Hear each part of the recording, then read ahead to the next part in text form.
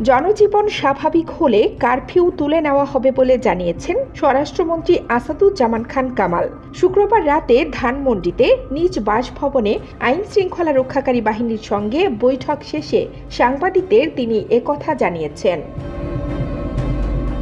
ঢাকা সহ সারা দেশে বহাল রয়েছে কারফিউ। ঢাকা, গাজীপুর, নরসিংদী ও নারায়ণগঞ্জে সকাল ৮টা থেকে বিকাল ৫টা পর্যন্ত কারফিউ শিথিল করা হয়েছে। স্বরাষ্ট্রমন্ত্রী বলেন, কারফিউ আরও কয়েকদিন চলবে।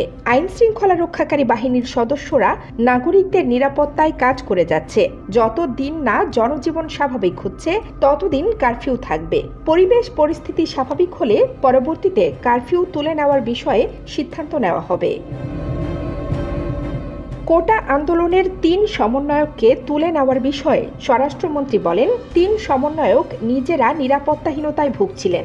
কারা যেন তাদেরও বারবার হুমকি দিয়েছিল। তাদের নিরাপত্তার জন্যই তাদের ডিবি হেফাজতে নেওয়া হয়েছে। কারা তাদের হুমকি দিয়েছে সেসব বিষয়ে জিজ্ঞাসাবাদ করা হবে। চট্টগ্রাম জেলা ও মেট্রোপলিটন এলাকায় আজ সকাল ৬টা পর্যন্ত কারফিউ বলবৎ থাকবে। এরপর ১৪ ঘন্টা বিরতি দিয়ে রাত ৮টা থেকে ফের কারফিউ শুরু হবে।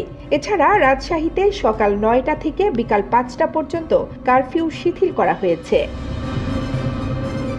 খুলনা, শরীয়তপুর, পটুয়াখালী ও বরিশালে সকাল ৬টা থেকে রাত ৯টা, ময়মনসিংহে সকাল ৮টা থেকে সন্ধ্যা ৬টা, গোপালগঞ্জে সকাল ৮টা থেকে সন্ধ্যা ৭টা, রাজবাড়ীতে সকাল ৮টা থেকে রাত ৯টা, টাঙ্গাইলে সকাল ৭টা থেকে সন্ধ্যা ৭টা, লক্ষ্মীপুরে সকাল ৬টা থেকে সন্ধ্যা ৬টা পর্যন্ত কারফিউ শিথিল করা হয়েছে।